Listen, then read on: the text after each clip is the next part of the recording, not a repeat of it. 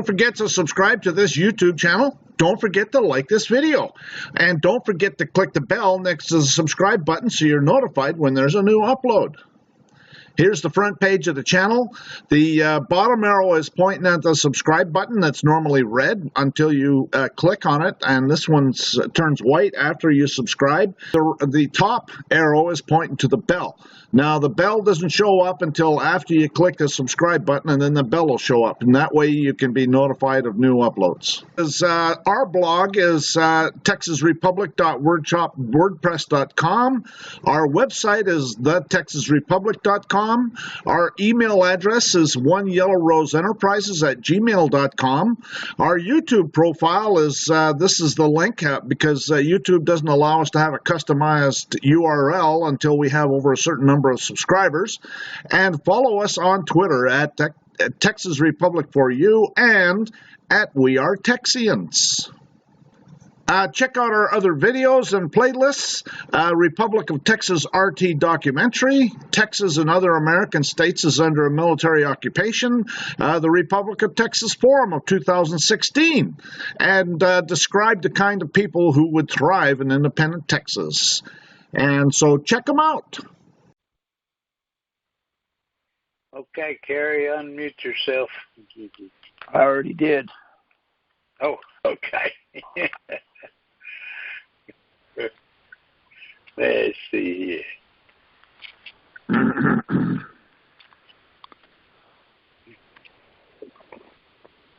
Well, where are you? Where's who, me? Oh, yeah, I found you. Okay. I'm right here. I'm right here. Okay, has anybody got a question they want to ask? Let's get her started. Unmute yourself and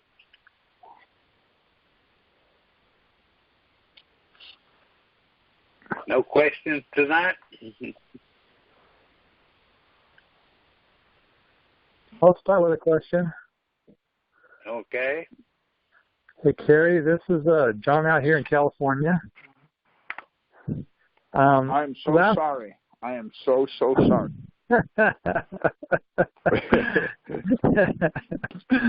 Well, thank you for taking the call. 2 weeks ago, you talked about that you were able to do the tax exempt at like when you buy stuff at stores and shops, and I was wondering if you could talk about that. How do we do that? Well, it's none of your business because California needs the help. Us Californians need the help too. Yes, we can.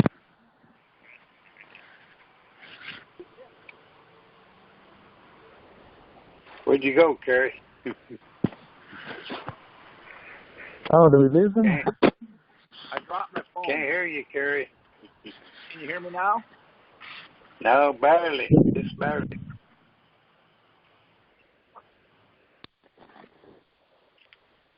I don't hear you. Can you hear me now? Yeah. That sounds good. I dropped my phone. Oh, no. I'm glad it still works. Yeah. All right. Let me try to explain to you. Are you in front of a computer, the California John? Yes, I'm in front of a computer. I want you to type or do a search for me so I can show you how it works.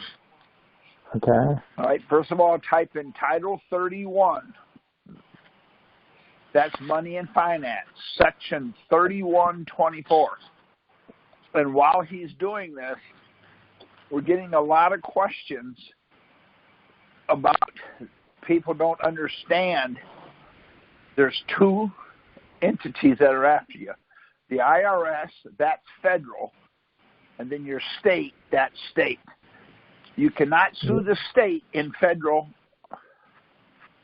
on the grounds that they're just different entities. So when you get that pulled up, let me know. Okay, yeah, I've got it.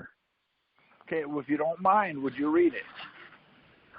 Stocks and obligations of the United States government are exempt from taxation by a state or political subdivision of a state. The exemption applies to each form of taxation that would require the obligation, the interest on the obligation, or both to be considered in computing a tax, except non-discriminatory franchise tax or other non-property tax. Okay, don't worry about that. That doesn't matter because that's a special. That's something special. Yes, so imposed on a corporation or a state or inheritance tax. Okay. And I know that obligations of the United States include Federal Reserve notes. How do you know that? Because I've been on a lot of calls. Okay, now go to Title 18. This is Crimes and Criminal Procedures. Go to Title 18, Section 8, and it will define that for you. The term obligation or other security of the United States includes all bonds, certificates of indebtedness, national bank currency, Federal Reserve notes, Federal Reserve bank notes, coupons, United States notes, Treasury notes, gold certificates, silver certificates, fractional notes, certificates of deposits, bills, checks, or drafts for money drawn by or upon authorized officers of the United States, stamps and other representatives of value. That's okay. That's what cannot be used for tax, and that means sales tax, property tax, or income tax. Now, go online to California. It's texas.org. See if it's california.org. And it'll pull up your state's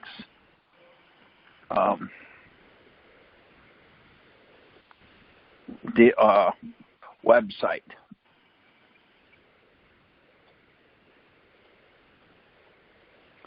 When you get that, let me know. Okay, we have a california.org. You do? Yeah. Okay, put in the search bar, put in tax-exempt certificate, and it should come up. What we're trying to do here is give you a different way of thinking.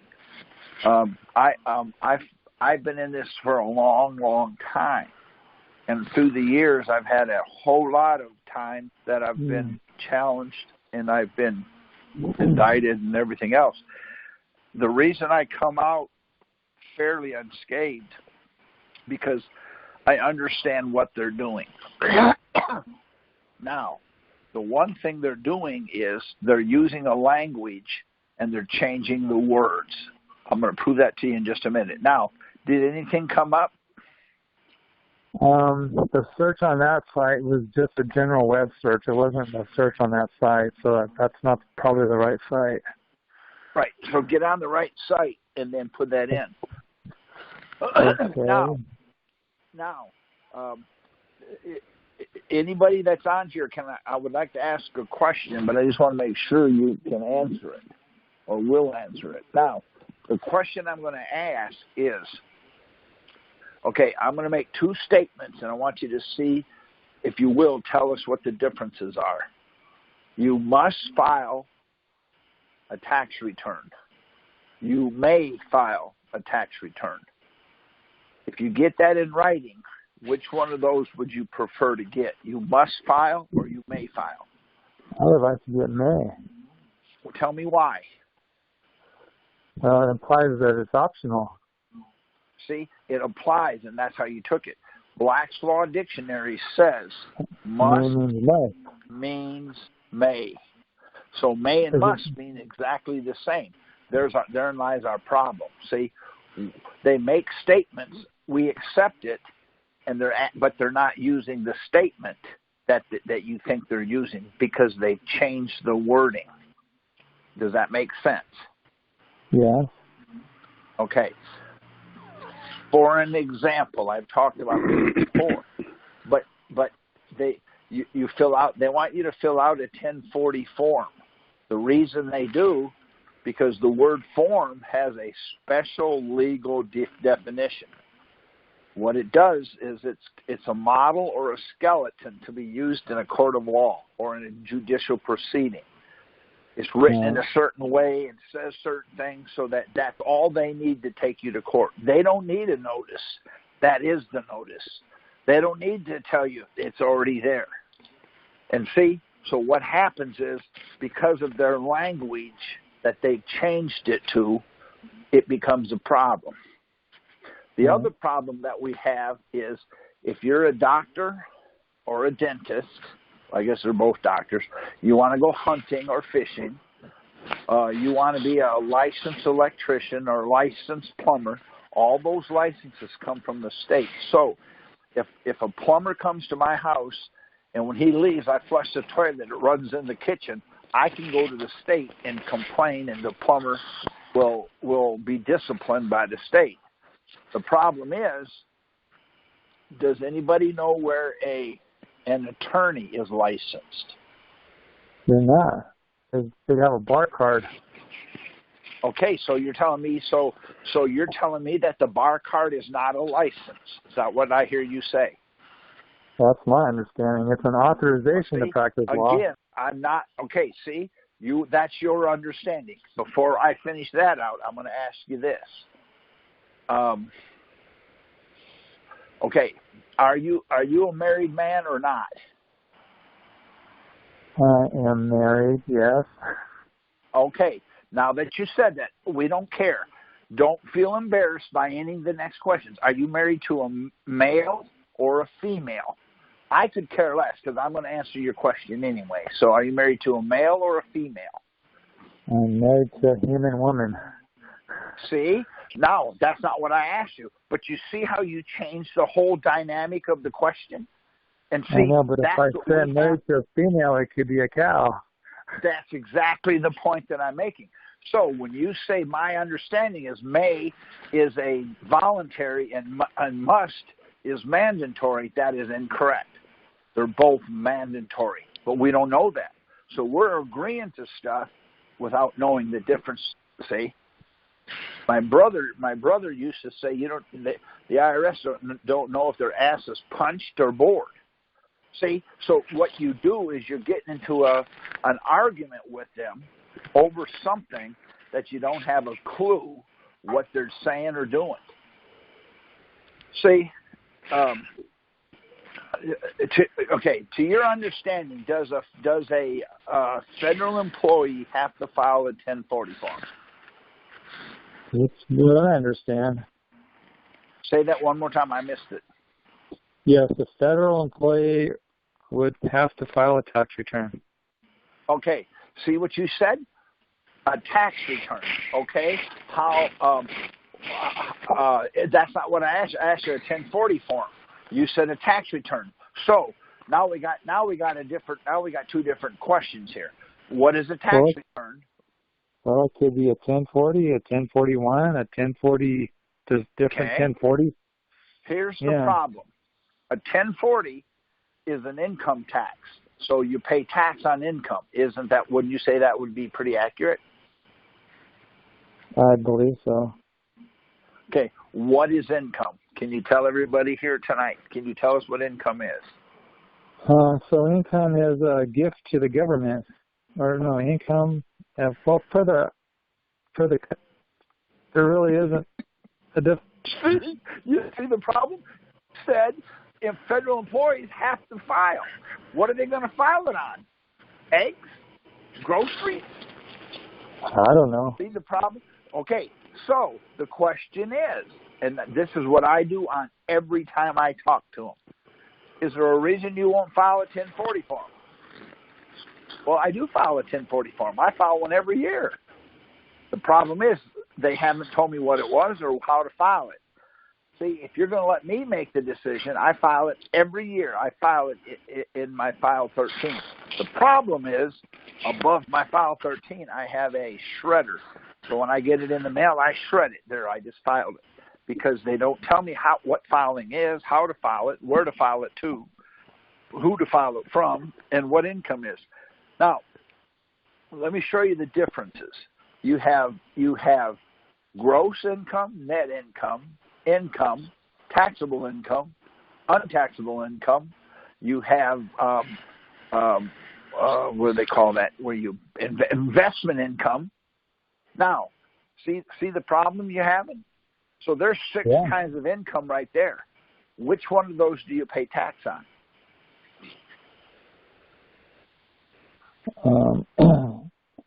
You want me to tell you what they want us to think? Okay, see, there we go again. How do you know that's what they want you to think? Have you ever asked them? No, I haven't. So you're assuming that. Well, actually, I did ask them, and they just sent me like one of the IRS publications, and the Franchise Tax Board sent me their publication, but they didn't really say what they didn't really answer the question. Right. You're in California, correct? Yes. Brown, B-R-O-W-N, Brown versus Franchise Tax Board is a California Supreme Court case saying you cannot pay taxes to California using Federal Reserve notes to figure the tax. Yeah, you sent me that before. That was an awesome reference. Okay, so there right there would be your entire argument. They say, well, you haven't filed the tax return. No problem. Send that to them because California has already ruled on it. The number one problem. Go ahead. I'm sorry. I was trying to ask about sales tax. I understand that. You have to find that form because there's a form for California that tells you that you can't pay taxes on Federal Reserve notes. So it's there. The one in Texas, we have the one in Texas. I can send you it. But see, it won't do you any good in California. But I'll be glad to send it to you from Texas because I know where it's at. And if you need to, I'll help you find it. I'll help you find it tomorrow. We'll go on California's website. It's there. They got them so far. I've looked for 8 or 10 states, and all of them have it. And the reason they have it because they're not going to break the law. They're going to let you think what you're doing is proper. Right. So let's break the law day and night. I know. The number one problem that we have, for an example, for property tax, you know it's coming around, you know it comes around every year, and you know they're going to sue you, and you know they're going to get the advantage, and you know they're going to take you to the court, and you know all of this stuff, yet you'll wait till the very last minute and then try to make a move. What I'm going to tell you to do is, as soon as you get your statement in the mail, that day, send out whatever you're going to send out. As soon as they fail, take them to court. The reason for it is you now have the time that you need, especially in California, because you have Brown versus Franchise Tax Board. Right. That case right there is all you need.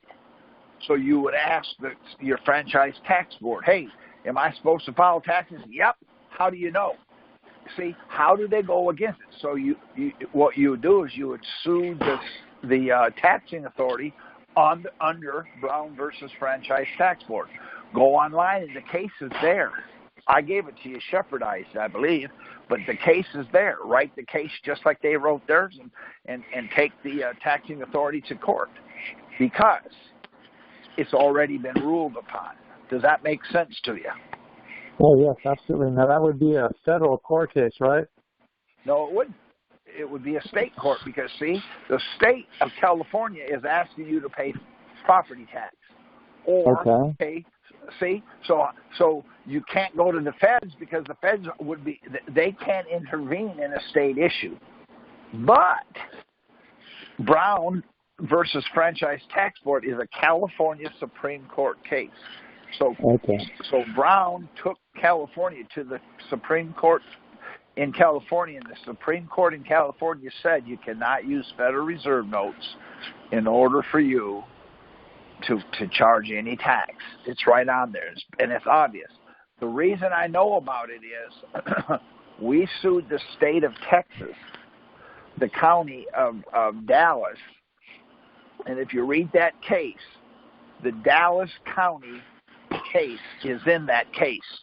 So we used, and the funny part, the reason I say that, because the guy that we filed against Dallas County, I told you it's been 9.5 years, he still hasn't had to pay property tax, and the reason for it is the exact same courthouse under the exact same judge is who we're up against. So what we did is we filed Brown versus Franchise Tax Board using the Texas case against the state, and the state said, well, we're not going to make the decision. We told them that what we want to do is we want to put it in suspended animation until they do. And the court said, well, until they tell you what they'll accept for payment, they took us off the tax rolls until we were told. That's what they said. And so far, it's been 9.5 years. It'll be 10 years in 2020. Does that make any sense? Why didn't you ask them to dismiss it since they wouldn't tell you which can pay in? Because they wouldn't dismiss it. Oh, okay.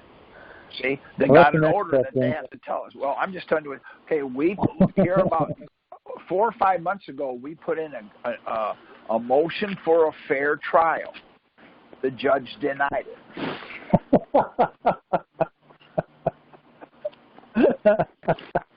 No, Kerry, you cannot have a fair trial. Right. I'm just telling you what they said. So, see, how do you deal with it? How do you deal with this kind of stuff? We put in a motion for a fair trial, and the judge denied it. So what we did was we just appealed it, and the appellate court overturned it. So we won the case. But see, where the problem comes, they're not reading it. This is what we're faced with. That's why we try to make it as simple as we can. Now, do you know how to spell more? Like the more, like M-O-R-E, M-O-R-E? I don't care. That's perfectly wrong. You still spelled it wrong. L-E-S-S.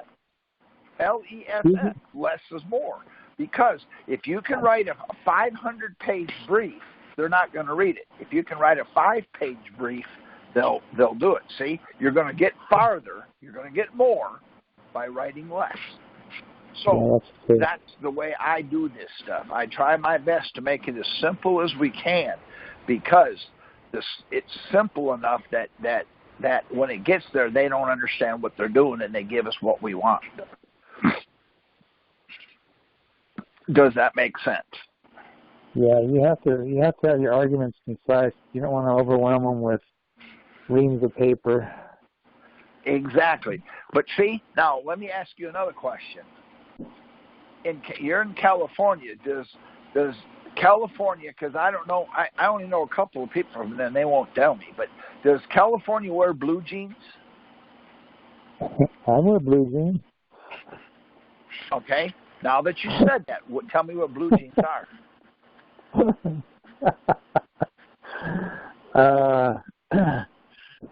Well, like Levi's, those kind of...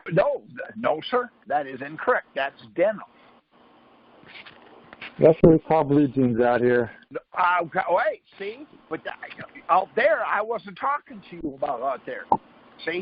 Jeans are pants. If I have a blue suit, a pinstripe suit, I'm not wearing Levi's with it. I'm going to wear blue pinstripe jeans. See? That's where we get into trouble. You think they're saying one thing, so you answer it. And so what happens when you answer it, you're answering the question the way you think it should be asked. I don't ever do that. I answer the question they ask, and nothing more, nothing less. Okay, do you wear blue jeans? Do I? Yeah. I don't know. What are blue jeans, first of all, so I don't... Okay, there we go. I don't know. What are blue jeans? Okay, that's good. Well, okay, see? Well... That's why I listen to these calls. That's why I listen to these calls every other week, because I got to figure out how to answer these questions. Well, I appreciate that. I hope that's okay. But see, the other thing that we have to understand, the reason jurisdiction is so powerful, you can challenge jurisdiction before, in the middle, or after. Name one of the law you can do that with. You can't. Now, the other thing that makes it so nice is every time I have to go to court, the first thing out of my mouth is, does this court have jurisdiction? The judge has never said no. It always says yes. So stupid me, I always say, wow, I believe you. But could you prove it?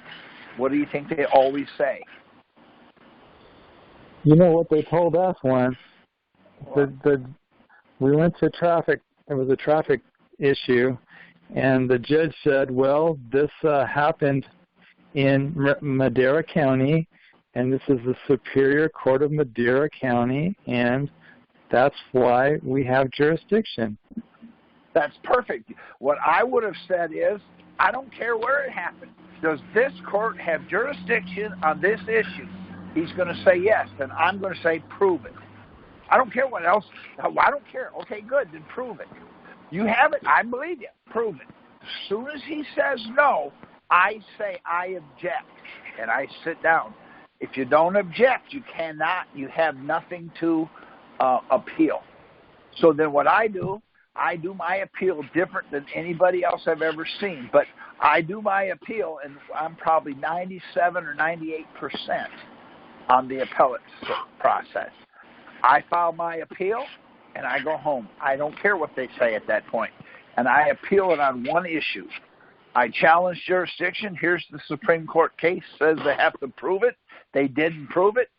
Without fail, the appellate court says, and they overturn it on the ground. They didn't prove jurisdiction. I don't care whether I did it or not. That's not even the issue. See? Yeah. See? Now, I want you to think about this. If you're on the roof of a 3-story house and you slip and fall, tell me what's going to happen. Well, I'm thinking I'm going to go down. Absolutely. Or I've done it before. I fell through the roof and was sitting on the ceiling. But that's correct. But the bottom still going down no matter what. Okay, but now what happens if your wife's up there? What happens if she falls and slips? She's going down too. Well, what about a dog or a penny or a marble or a hot dog or a hamburger or a French fry? In other words, it doesn't matter. Why is that? The law of gravity. Law of gravity. Yeah. Okay, so what I'm saying is stop saying I'm here by special appearance. See? I'm here because you said to be here. Now, if the law of gravity affects everybody exactly the same, then why would the law do the same thing? If it doesn't, we have our way out, and that is we have the appellate court. Just like that judge told me when I put in for a motion for a fair trial. He said denied. I just told him, I said, okay, I object, and I just sat down. I didn't care. Yeah, I object to it because, see, when I appealed it on the grounds the judge said I couldn't have a fair trial. So there's only one other trial there is. It must be unfair. See, that's completely against. That doesn't make any sense. So because of that, we won in the appellate process. We won the appeal. See? Now, we're getting some weird answers again from the IRS. They don't know how to deal with this. So what they're doing now is they're coming back and they're making these off the hinge statements. And so what we're doing is we're taking whatever they say and we're going back to them, and we're giving them options. See, what happens if you for those of you that have a lien or a notice of lien, before we get started on how to have it released. Do you know? Okay, if you have $1 million lien, who makes it valuable? Do you know? Well, the answer is we do. Okay, that's true. You're correct. You're the surety. Who makes a notice of lien valuable? That would be the county clerk. Would be nobody, because it's a counterfeit security. So what they're doing is, here's what they're doing. They're taking a notice of lien, they're monetizing it. They're getting paid on a notice of lien, calling it a lien. I can already see, my wheels are turning. That don't seem right. So what we're doing is we're sending them a 12277 form telling them to release all liens. We go to the county, have them pulled and stick it on there and say, here they are, because they've got a serial number on them. We just put them on there and send it in. The IRS comes back and says, you don't qualify, you can't have it. That's not what your docket says, and because of 6332J. Now, for those of you that didn't think of it this way, Title 26 is a statute. Did you know that?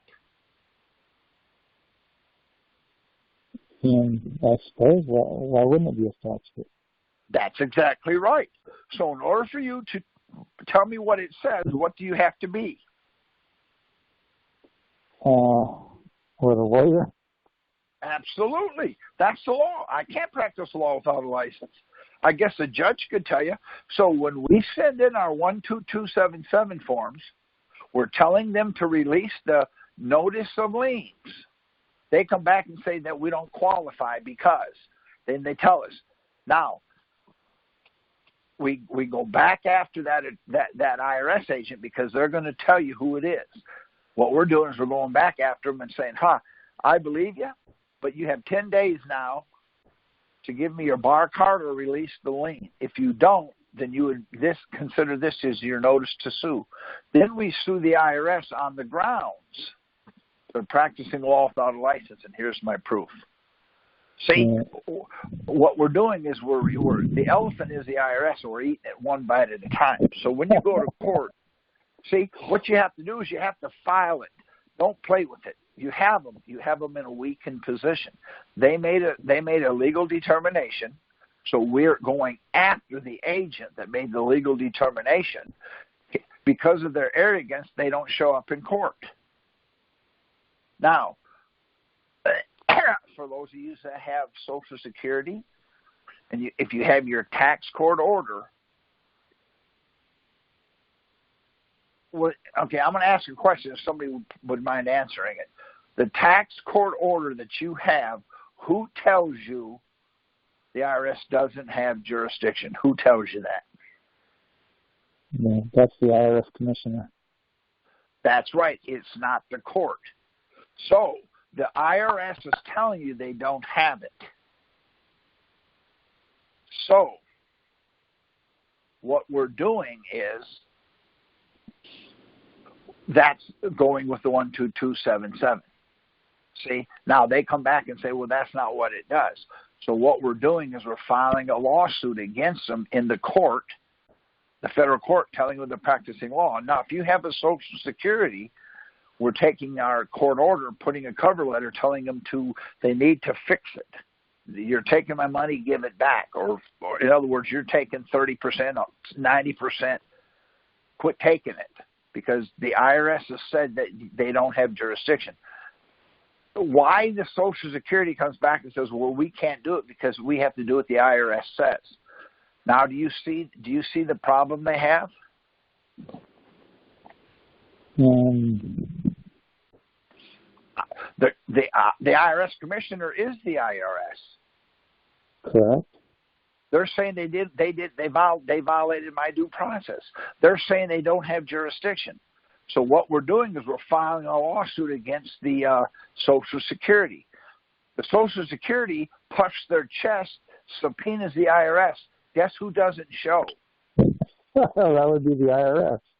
That's right. So guess what? Now the argument is they're a third party. They're a hearsay without fail. You can't drag your feet. It takes a little bit of work.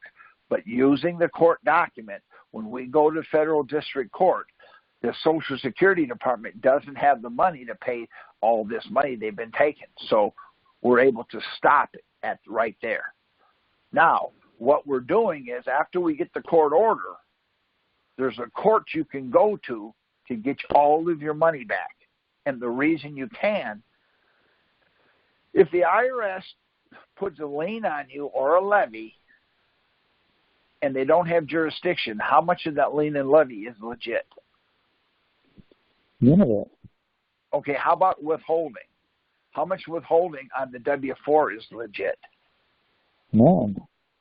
Okay, how much is the levy that they took your retirement? How much of that is legit? None. Okay, so that means we can go to the claims court with our claim. Does that make sense? Yes. And that's your claim.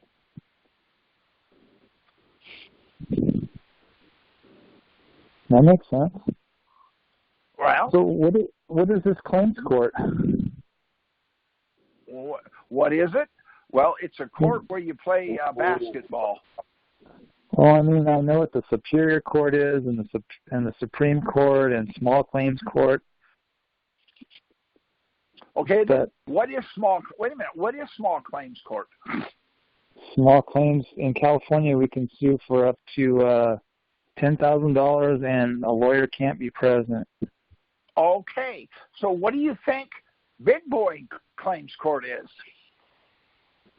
Well, that would be like the Superior Court. It can be unlimited.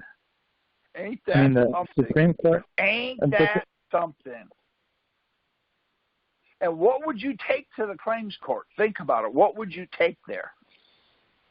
Well, if I win, it would be well over $10,000. So I guess I'd have to go to the Superior Court. What would you take? Okay, what would you take to a claims court? Would you take a basketball there? Would you take get your divorce there? What would you take there? Think about it. Well, you would take a claim there, wouldn't you? You would take a claim, wouldn't you? Okay. Yeah. Okay, now I want you to understand something. The reason why this works, do you understand what is it called? The double book entry. Do you understand we have a double book entry? I know we have it, but I don't understand it. Okay, let me try to explain it to you. Then as I'm explaining it, I'll try to tie it in going to the other court. Now, if you take a $100 bill and deposit it into the bank, how does that become a double book entry? See if you can do it. If you can, I'm going to help you through it. Okay, well, it's $100 in my account and it's $100 in their account. Exactly. So the bank owes you $100. That's a negative to them. They just got $100 increase in their inventory, so that's a plus 100. So they got a plus 100 minus 100 equals 0, their book's balance. Now, I want you to think about this for a minute. The reason the IRS does it this way, they're doing a notice of lien. And the reason they do that, they call it a lien. The Federal Reserve writes them a check. We're going to use $1 million just because the math is so good. If the IRS files a notice of lien against you, that's $1 million. Who makes the $1 million valuable? It would be me. No, it's nobody. It's a notice. So here's how you right. Okay, so here's how you pay it back. You can pay it back by going down and saying, well, I want to pay $100 a month until I pay it back. They'll come in and take your home. They'll take your car. They'll take your retirement. They'll seize your Social Security until it's paid back. There's one way to do it. Or, because it's a notice of lien, for $1 million, that's the negative side. When I take the negative side to the Treasury, they write me a check for $1 million. There's the second leg of the double book entry. Now their book's balanced because the IRS got $1 million and you got $1 million. There's the double book. That's their system. That ain't mine. And that's why the Treasury loves us so much, because we're balancing their books. We're balancing their books every day. Now, for those of you that don't believe it, I don't blame you. The way I wouldn't believe me either. But go to GAAP. That's Generally Accepted Accounting Principles. GAAP. It'll pop up and it'll explain it to you. Also, go get Modern Money Mechanics and read about it. It tells you about the double book entries. Everything is done double book entered. That way, the IRS, the government, or anybody that's the courthouse. What is it called? When you get a ticket, if you get a ticket, January the 1st.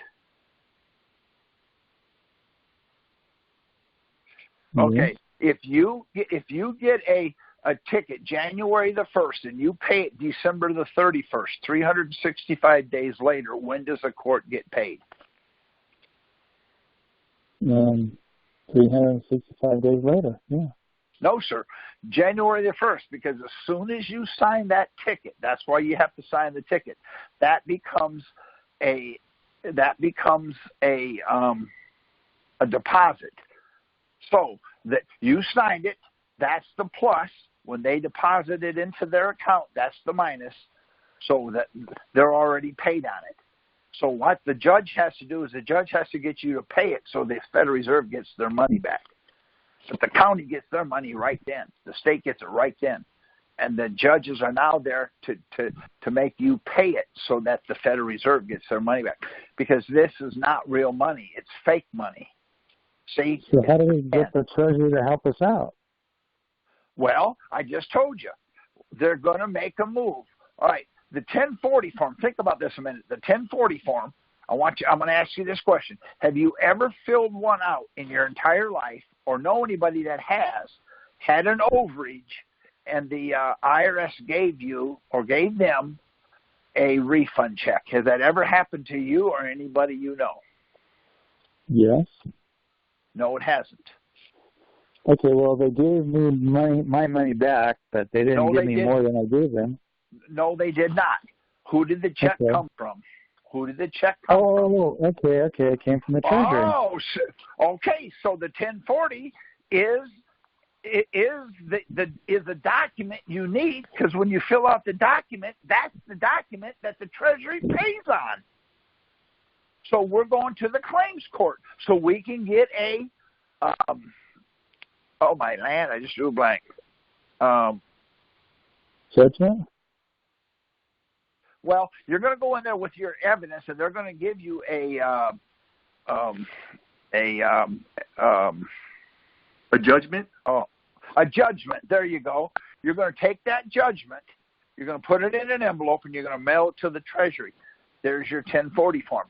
It's going to say that the judgment, because they recognize the court. Oh, here we go. You're owed $1 million. Why? Because you got $1 million because the IRS took it without jurisdiction. That's the minus. It has to be paid back. Either you pay it back or they can pay it back. That's their system. So anybody that went to jail, they have a formula. I have the formula. And it says for every time when you went to jail, they monetized it. They were paid for your jail. Now all you got to do is go back. All you got to do is go to the Treasury and tell them you want your money back, and they don't have a choice. And the reason they don't, because the IRS is outside of their scope. Does that make sense? Yeah, that would apply to the franchise tax board as well. Duh. Of course. Of course. Starting to see it, yeah. Okay, here's my question. I want you to think about this a minute. You have a speeding ticket for $500. You go to the court says you have to pay it. So you tell the judge, well, I'm a drug dealer. I sell cocaine and heroin. If you took a brick of cocaine to pay the court, in the court, to the judge, what would they do? Well, I'm imagining getting arrested at gunpoint by the bailiff or something, but why? I don't know, because they don't accept cocaine. No, they don't. No, because cocaine is illegal. Doesn't that make sense? Yes. You cannot pay the court with something illegal. Oh, like right? Federal Reserve notes? Bingo. So what's the difference between a Federal Reserve note to this county as cocaine is to the county? Zero. Now, here's another thought. I want you to think about this. What's the difference between cocaine and an illegal alien?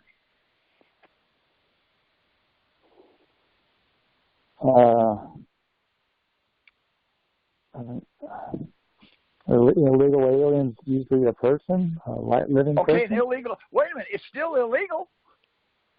Okay. So it's nothing. So, if I get pulled over and I have a truckload of illegal aliens, what are they going to do? They're going to say, just go on, just go on. Yet if I get pulled over with a truckload of cocaine, they want to arrest me. See, everything is screwed up. But because of the way I think, I'm able to see the ray of hope. There's a light at the end of the tunnel. The light at the end of the tunnel is the way they do their banking it's wrong. It's bad. It makes no sense. Does that make sense? Yes. Okay, now I'm going to ask you a question, and I want you to think about this. Okay. I put on a steel-toed boots, and I kick you in the groin, and I get a direct hit. Will it hurt? It won't hurt you. See? Now, that makes all the difference. That's what they're doing to us. We now have the kicking shoe on our foot. So what am I doing? I'm kicking. Why am I kicking? Because I got a kicking shoe on my foot. I don't know what else to do with it. So what we're doing is we're going to the tax court. The tax court is giving us an order from the commissioner saying that they didn't have jurisdiction because they didn't give us a notice of deficiency or a notice of determination. Then they give us the code 6212 and 6213A. It's mandatory. So they're not giving us the mandatory part that they have to. Now we're able to take that and go back to the Social Security Department. We're taking that to the claims court. We're taking that to wherever we want to take it to, we can take it. And the reason we can, if the person on the other side, if the IRS agent on the other side of the counter is stupid enough to tell me that don't say that, guess where he's going to be? Guess where he's going? You're going to be guilty of practicing law without a license. Bingo, right there. Because here's my question. And the reason this is making no sense to most of you is because, see, this is an offensive move. When you're all the other years that people fight this, they fight it from a negative or a defensive position. Now, I want you to think about this. If I use a sports analogy, would you understand it? Maybe. Okay. Why do they put a net around the goalpost in football? Like in soccer now? So they can what? Are you talking about soccer football or American football? See, now you're going to make me tell you. Doggone it. See, that's all you have to do. When they tell you, if you'll go to anybody that wants to download a 1040 instruction booklet from their computer, if you would do that, I'm going to show you what it says in their own booklet. And how it tells you in their own booklet you're not required to file a 1040 form. And it says it in black and white. Yet, we don't use it. Does that make sense to you?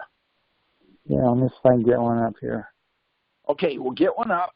But when I was indicted, see, they indicted me, and the reason they indicted me was because they said I was an asshole. And I said, well, thank you.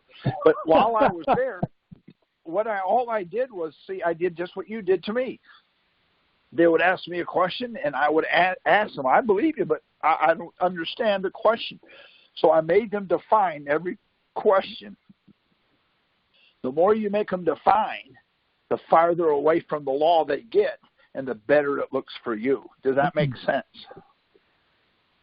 Yes. So you want the handbook, not the form, right? I want the booklet, the instruction booklet. When you get it, download it. If you will, go to page 109. And I'm going to let you read it black and white. And you'll see what we're doing and why they're pulling their hair out. While he's doing that, does anybody have a question that I can try to answer? Yes, Corey. I would like to ask one. Carrie. Okay, before you go, who do you want to answer it? Carrie, please. Okay, no problem. Go ahead. Slip of my tongue. I have trouble. I have brain hurt. That's okay. No problem. But, when I read that court case, it doesn't say anything like that. It just says they don't have jurisdiction over the paperwork of the court. I don't know what you're thinking about. It has jurisdiction over taxes. How do you know for sure? Okay. Do you have yours? Oh, absolutely. Okay. Would you get it out? Do you mind reading it? You don't have to use your name. Just put in there anywhere. Get it out. Get it there. And I'm going to help you read it and show you how to read it. Once you learn how to read it, it'll jump up and punch in the eye. Okay. I understand the respondent is the commissioner of the IRS, and I understand Okay. I understand that. Read it. Instead of saying respondent, say Commissioner of the IRS, and where it says petitioners, just say me. That's all you have to say. Right. Read it.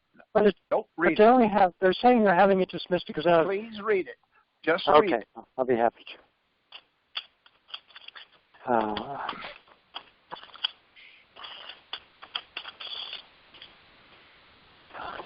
Commissioner of the IRS responded, and it reads, on December 5th, 2017, petitioner filed a petition to... Wait a minute. Say what you're doing. Who filed the petition? On December 5th, 2017,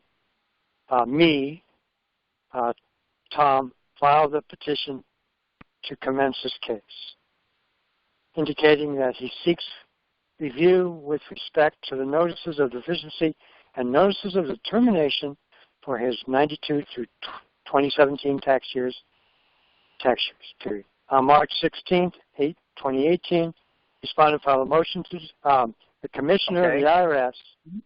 Yep.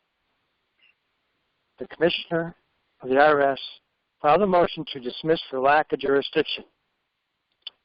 Therefore, response filed the first supplement of this motion on May 3rd. Therefore, Thomas filed a first supplement of this motion on May 3rd, 2018, and a second supplement on July 2018. Okay. The respondent, the Commissioner of the IRS, filed the first supplement of this motion, and respondent, Commissioner of the IRS, a supplemental one, asserting in this case that he dismissed on grounds that, one, as the tax years 96 to 2001 through 2003, 07, and 11, the petition was not filed within the time prescribed by the Internal Revenue Code.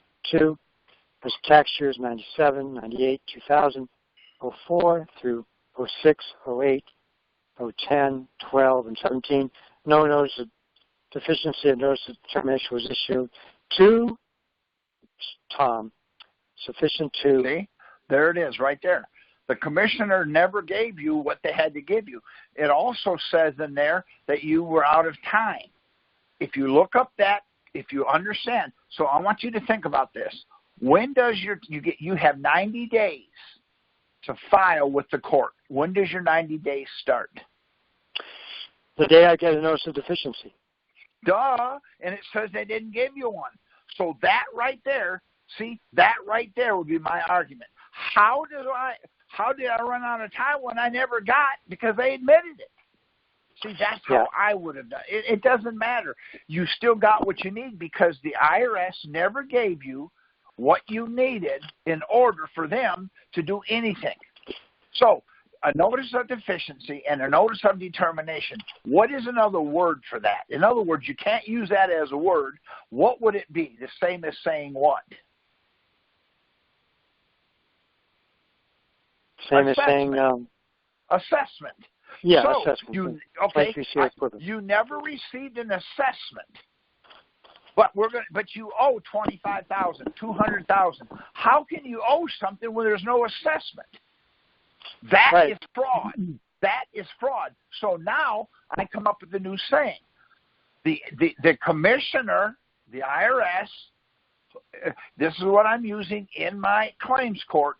What happens is, here's the problem. The IRS, the defendant in this case, the defendant is using fraud as a legal tool because see Exhibit A. And I highlight that bad boy where it says they didn't give it to you. Now, I don't know how much more clear it can be, but it says there, you never received, they never, see, you know what they're saying now? Here's what they're telling us now. We got one yesterday, and the guy calls me. You read it to me. It says, you can't use the IRS's anything. It has no legal effect. Man, is that a good news? Is that good news? That's great. See? They don't know what to do with this. So what they're saying now is, well, you can't use our stuff. It has no legal effect.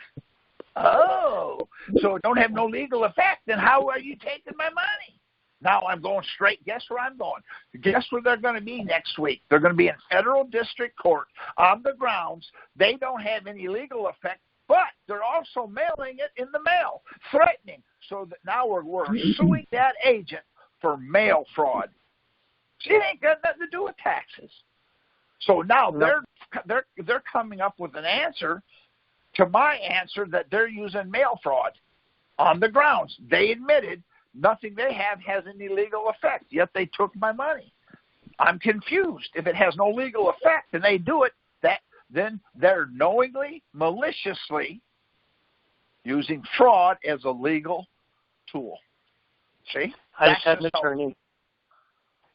Kerry, I just had an attorney tell me that that court case didn't say that they don't have jurisdiction. It says that paperwork, well, they don't have jurisdiction over the paperwork. The tax I understand that. And you're not he going called to it the government. He said the government. He even said the commissioner said the government doesn't. They don't have government. Yeah. So anyway, the attorney now is in contempt of courts. Correct. Read it again. Then here's what I would do. I would have that attorney in the federal district court for practicing law incompetent. He's an incompetent attorney because you just read it. It said the commissioner never gave you a notice of deficiency or notice of determination. That's what it says. It doesn't say they did. Well, the paperwork. See, I understand. We are so effective on this. 3 weeks ago or 2 weeks ago, we had 11 people that they were taking 85% of their Social Security checks. We had it reinstated. Wow. 11 in 1 week.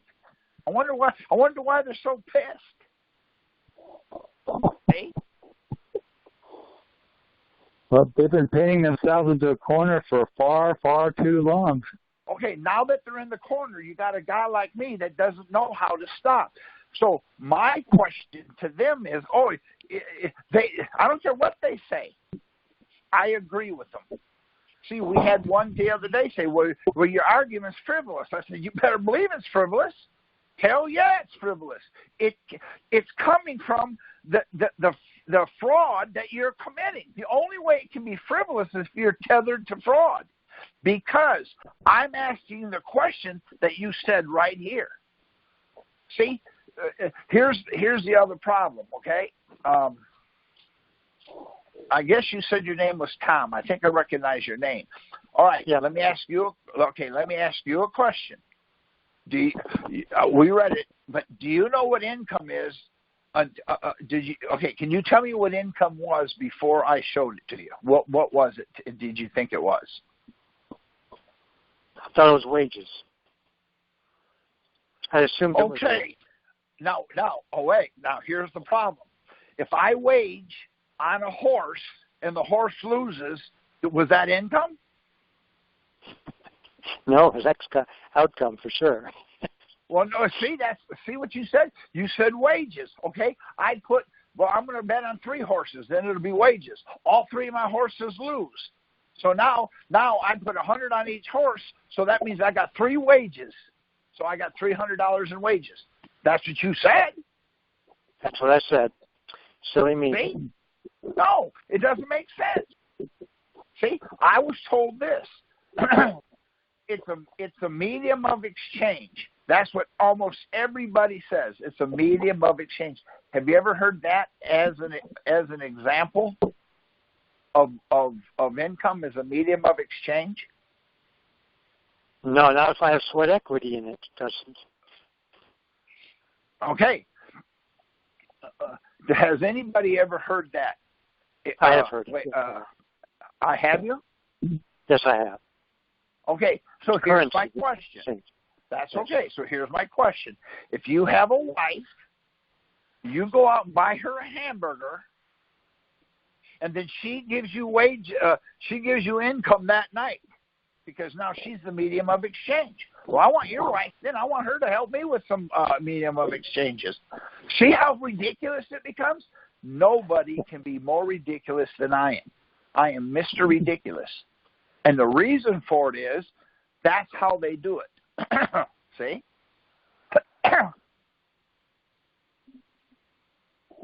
Yes. Have you ever seen?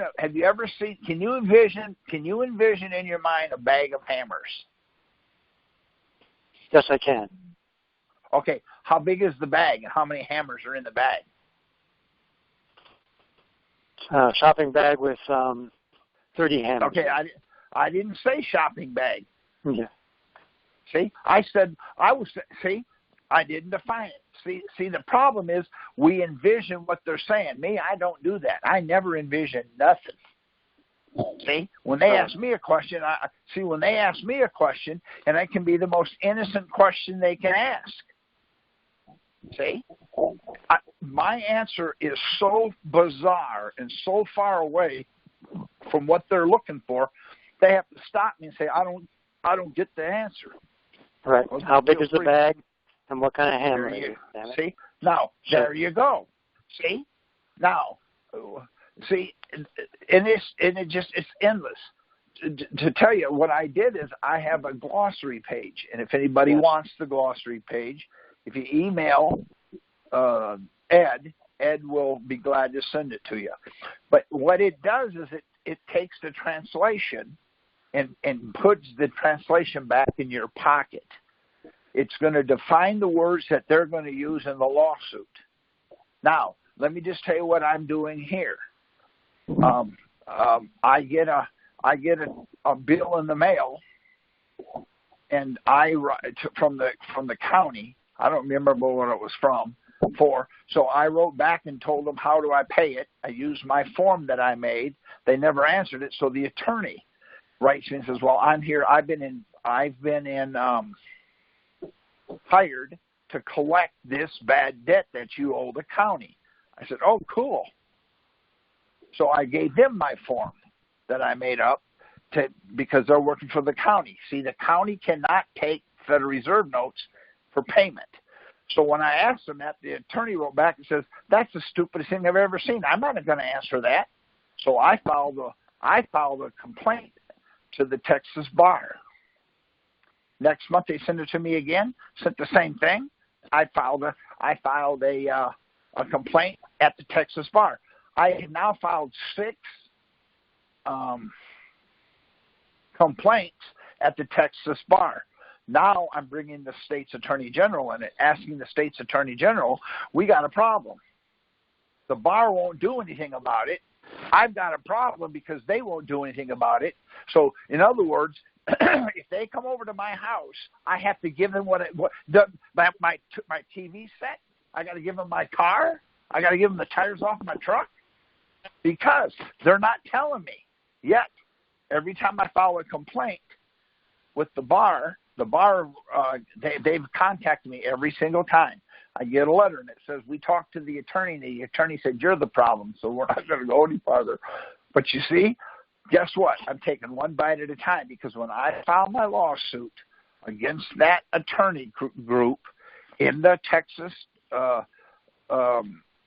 in the state district court on the grounds, they're using fraud as a legal tool, because here's my paperwork, here's what I've asked them, I've agreed to pay it, they said I owe it, they won't answer me, and the bar says they don't have to. So now we got a problem. Now the state's attorney general knows about it. Does that make sense to you? See, what I'm trying to do is I'm trying to bring an argument that they don't know how to deal with it. So far, we've been pretty successful with it. Great, thank you, sir. You it's didn't my pleasure. When you started with the a little back earlier in the call, you mentioned a plumber has a license and an attorney has a license, and you didn't follow through with it. The guy said it's a bar card, but the point is the attorney's license is a bar, piece of paper from the bar, like a graduation certificate. Right. But see, it's really not a license. But see, by being hung up on that, and this is what I can't understand, what difference does it make? Because if he's a licensed attorney, and he can be licensed through the bar, here's the problem. When my plumber screws up the job, I go to the state, and the state squeezes his license. Why is it when I go to the bar, they slug me and say that they're fine? So we're going to be going to court very soon with this attorney firm on the grounds, whether I'm right or I'm wrong. You're telling me you're not going to investigate because you asked the attorney what the problem is. So if my plumber puts my water pipe on backwards, he doesn't call the plumber. What's wrong? Oh, he's an idiot. He's a stupid idiot. Oh, okay. So the plumber just keeps going. That's not how it happens. If you're a dentist or you're a doctor or a veterinarian and you pull the wrong tooth as a dentist and you file a complaint with the medical board steps in and makes that dentist's life miserable. If as an MD you got a bad foot, so they cut the foot off. That would be a podiatrist. He cuts the wrong foot off. He's in trouble. Why? Because the state monitors what the judge does. But you have an attorney that you pay in advance. Here, I need a retainer. If he wins, good. If he loses, he still gets paid. Not one thing these people do make any sense to me. I'm a flooring contractor. I want you to pay for your floor up front before I get there. That way, I've already got your $40,000. I need another 10. Why? Well, I underestimated it. Well, I'm not giving it to you. See ya. I'm going to pack my stuff and go home. Now I'm stuck with $30,000 worth of tile that you bought. So who are you going to call? You're going to call the tile bar and say, hey, we got a tile guy that came to the house and didn't put the tile down right. Oh, he's okay. You're the nut job. He even told me you keep changing your mind. See how stupid that is? That makes no sense. So what I'm trying to do every time that attorney writes me a letter, if they say to me, I heard you had a sore foot. We're just wishing you the best. I'm going straight to the bar and I'm filing a complaint. I don't care. See?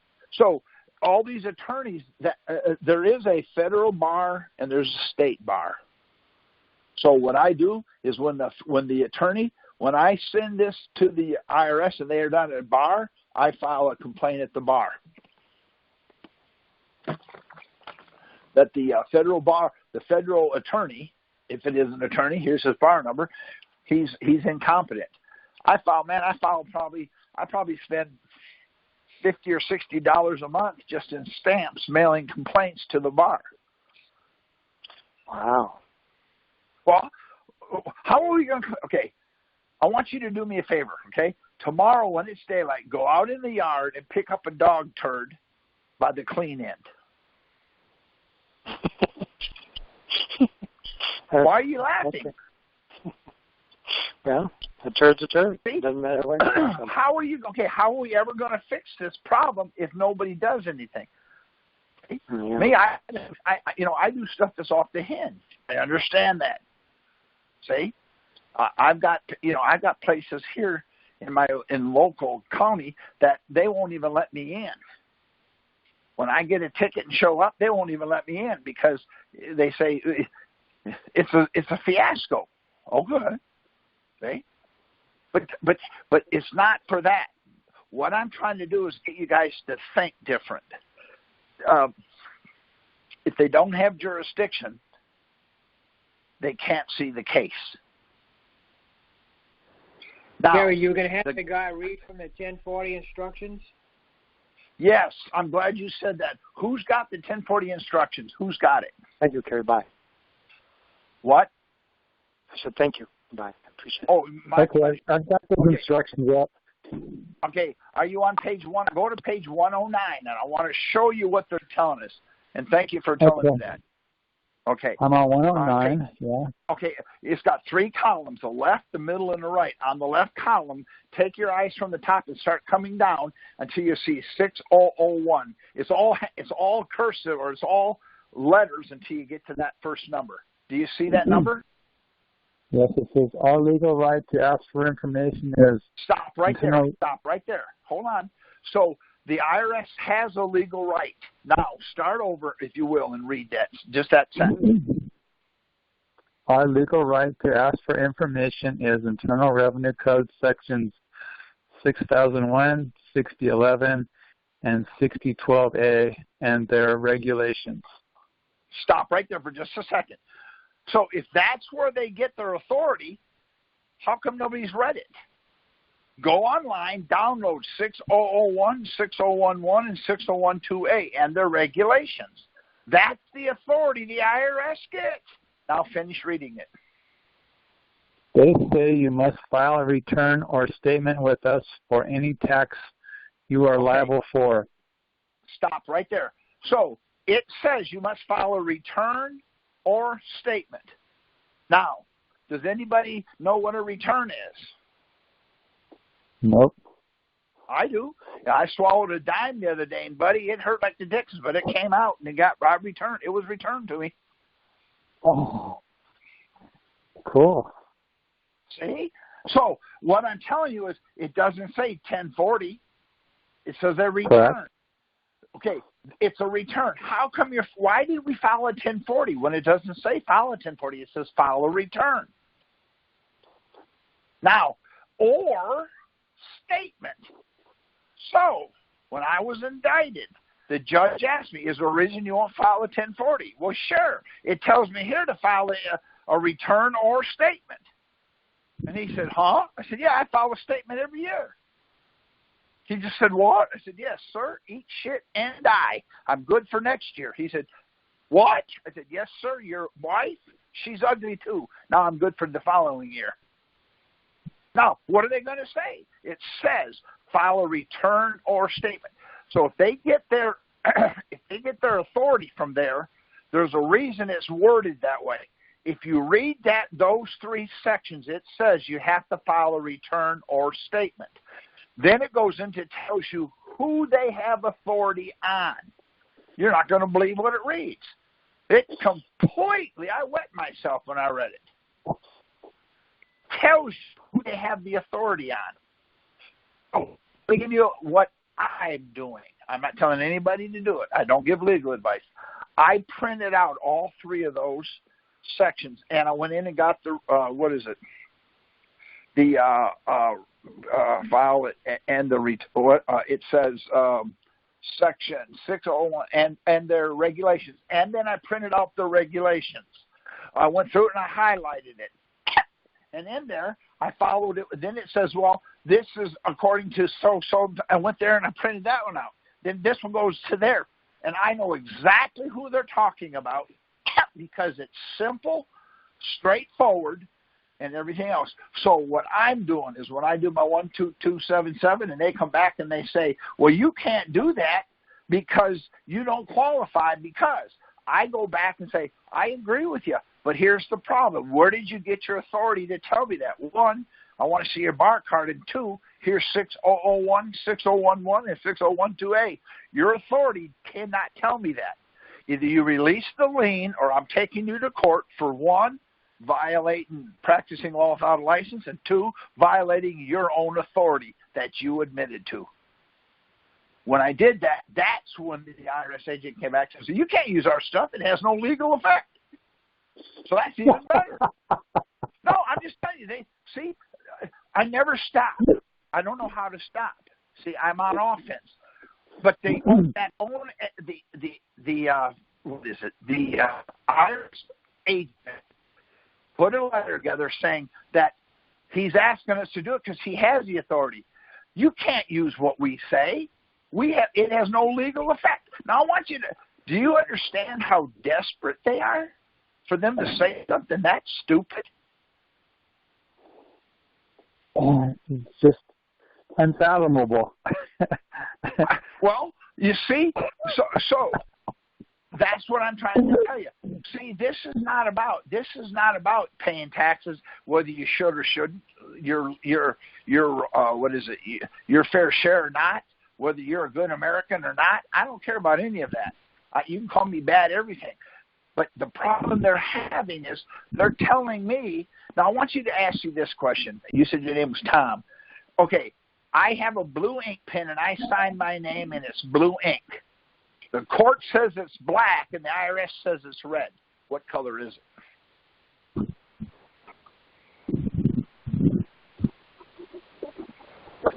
Well, maybe Tom's not still on the line. If it's blue ink, it's blue. See? It don't matter what they say because it is what it is. That's why I told you, this isn't about anybody. This isn't about me. If you're on the roof and you slip and fall, you're going down. Why? That's the law of gravity. Their own law says, here's what it says. We get our authority from, I'm going to make a recommendation. You do it or you don't. I'm not giving legal advice. Go and print 6001 and its regulation, 6011 and its regulation, 6012A and its regulation. And then go to Home Depot or Office Depot or whoever and have a spiral and put a nice cover on it. That way you can have it there and highlight it, mark it up, make it into something so that you can have it. Then when they say something to you, stick it in the mail and mail it back. Meet them in the courthouse. See you at court, my friend. See you at court. When I go to court, that's what I do. I go there with the stupidest stuff. And they don't know how to deal with it. Well, you know better than that. I don't know better than anything. See? But that's their authority. And then it says you must file a return or statement. When I asked the guy earlier, do U.S.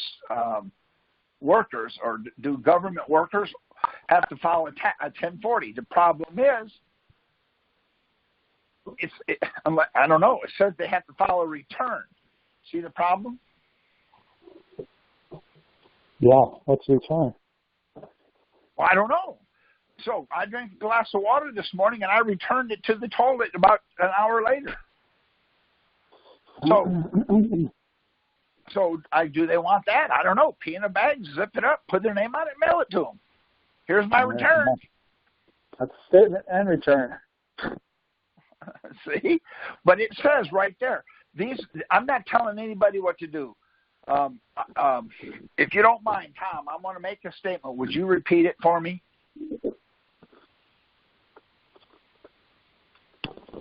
Yes, I'd be happy to. Okay. I do not give legal advice. Would you say that so everybody hears you say that? I would. You do not give legal advice. Thank you. I do not. But these are things that make sense to me. That's all I can tell you.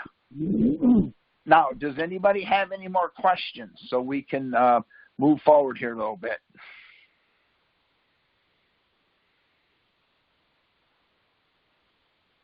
I have a question. Well, go ahead and ask it. Gary, Okay. Gary, you got 10 All right. minutes. All right. Go ahead and ask your question.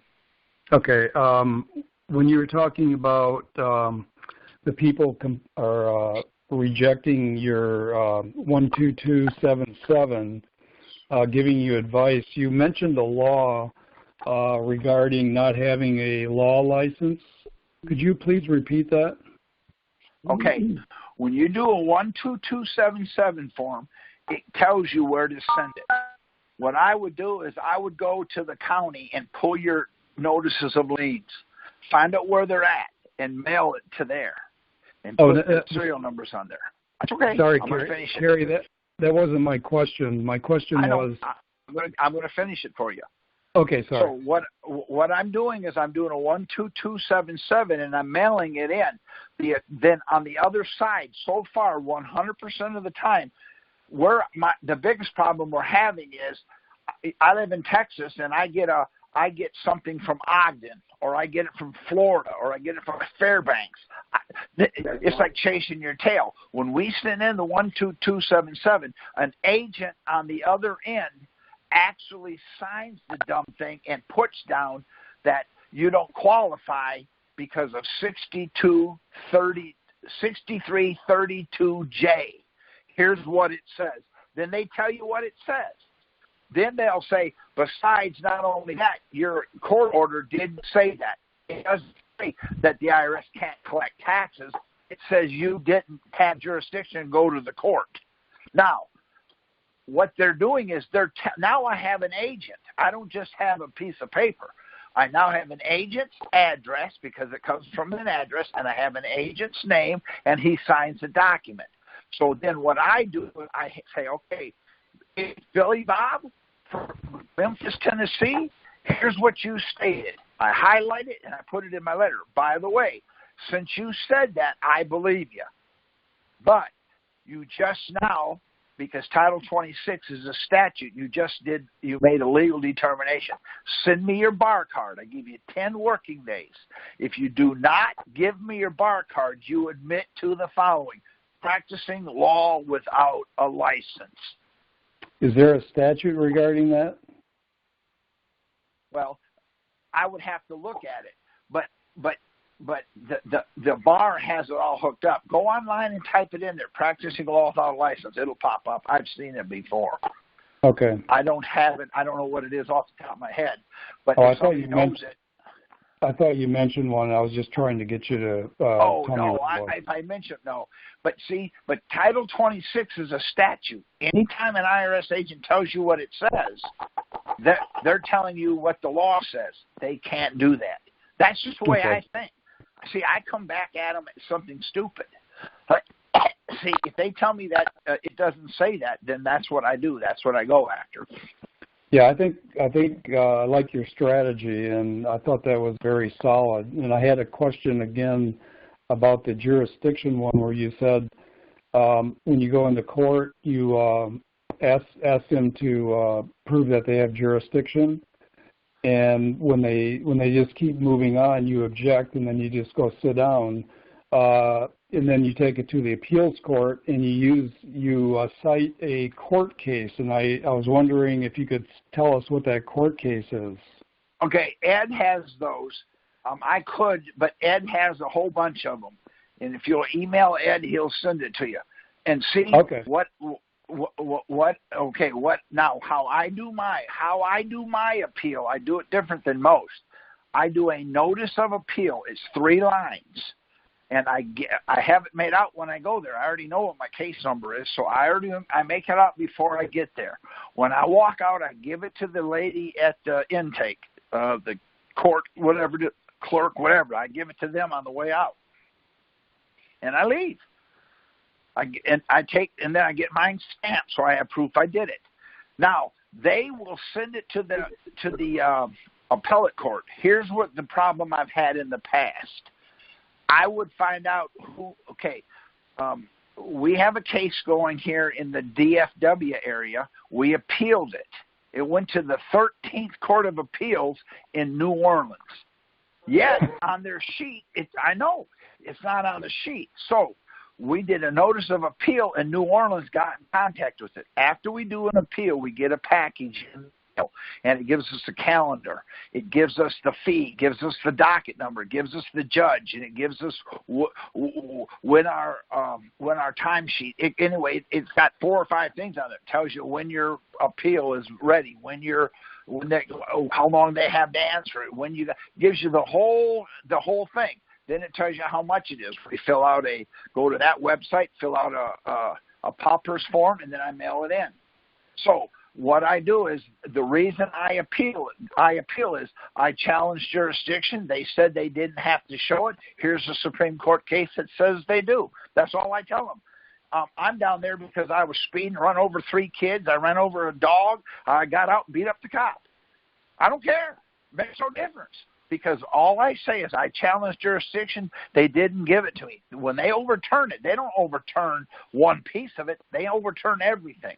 So while I'm there, I try to get as much thrown at me as I can. Well, what about 18? Remember that guy that they called Jack the Ripper in 1837 in England? I was him too. Put it on there for me.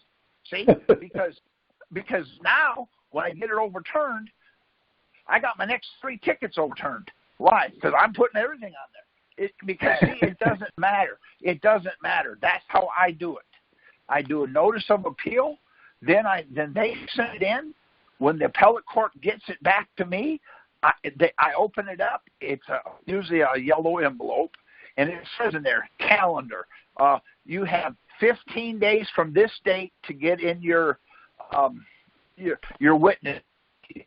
You have this was bringing in your.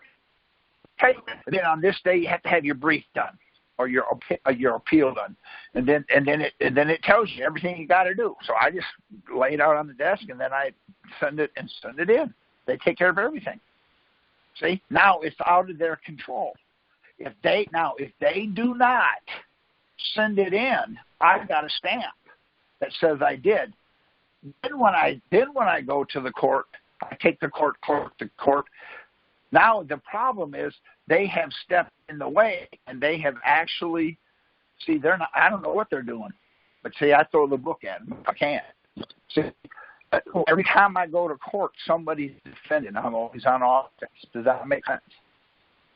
Yep. Now, do you know who Abbott and Costello was? I do. Okay, when I'm in court, here's what you hear. What's on first? I don't know who's on second. See? Who's on third, whatever it is. And the reason I do that, because when they ask me a question, I automatically answer only the question they asked. I take a glossary page. Without fail, they say, we're not using it. No problem. So they'll ask me almost every time, would you give us your name for the record? I say, God, I'm so glad I want to. I say, 1965 Chevy Impala, 4-speed. The judge says, what? Yeah, you're not using my glossary page, so I thought it translated to what was your first car. I just shut up. And then it goes from bad to worse for them. See, I go in there and I tell them. I say, I'm here. Do you know why you're here? I always tell them the same thing. Yes, I do. I'm here because I'm handsome. The guy says, no, you're not. Oh, okay. He tells me this. He'll say, they always say to me, plea. How do you plead? I plead innocent until proven guilty. The judge always says, we don't have that plea here. I object. I'm going to object. Why are you objecting? Because I'm going to appeal, because you're taking away my right. You're saying I'm something I'm not. I just beat him. Because, see, when I appeal it on the fact that the law says I'm innocent until proven guilty. The judge just said they don't have that. Okay. I just sit down, throw the book. Don't matter. It doesn't make sense to me to go in there and get all angry and fight this stuff. Then when I do my appeal, I can do my appeal with 4 lines. I went to court. I raised my hand. I pled innocent until proven guilty because the first 10 amendments say I am innocent until proven guilty. They said I'm not. Therefore, they took away my ability to defend. Guess what the appellate court does? They follow the law? Absolutely. They overturn it. They can't afford to say no, because what are they going to do? Say, well, the law don't matter? No problem. Now, think about this. If the law doesn't matter, when I go rob the bank, they can't prosecute. Think about that. See? Yep. See? But I'm such an irritant to them. When I put in a motion for a fair trial, the judge says no. Knowing I'm going to appeal it, and when I appealed it on the fact that I don't have a chance because he won't give me a fair trial. So guess what the appellate court did? They overturned it.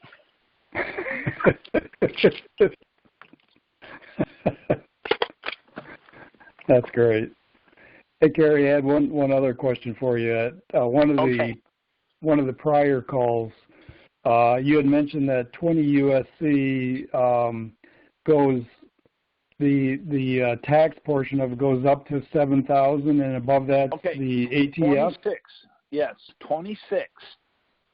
Title 26, 0000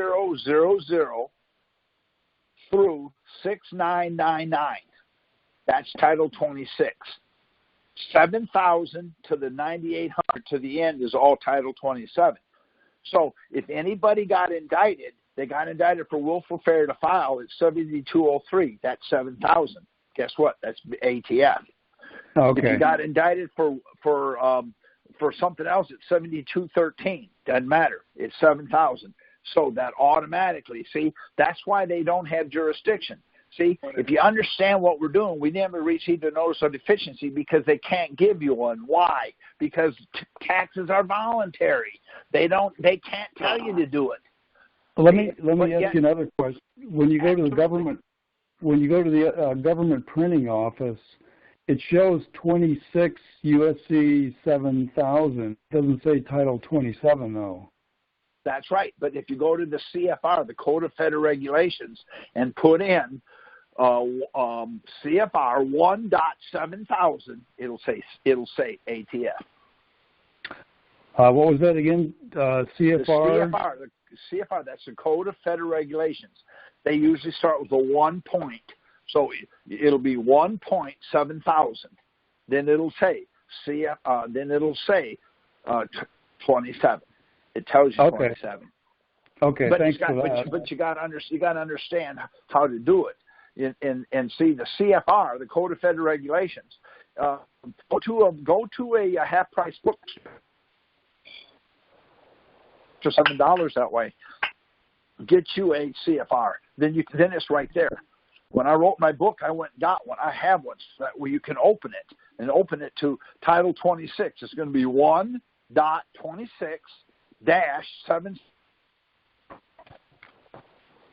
It's 27. So anything that's in the 7,000 range, it's Title 27 because there's no implementing regulations for Title 26 because it's voluntary. Okay. Good. Thank you. Okay, Jerry, we're out of time. Okay, no problem. Thank you for being here tonight. Yeah, thank you for coming. Everybody, our next call will be on the 24th. So we thank you for calling. We sure do. Thank you so much. If you need something, just holler at us. Yep. If you need anything,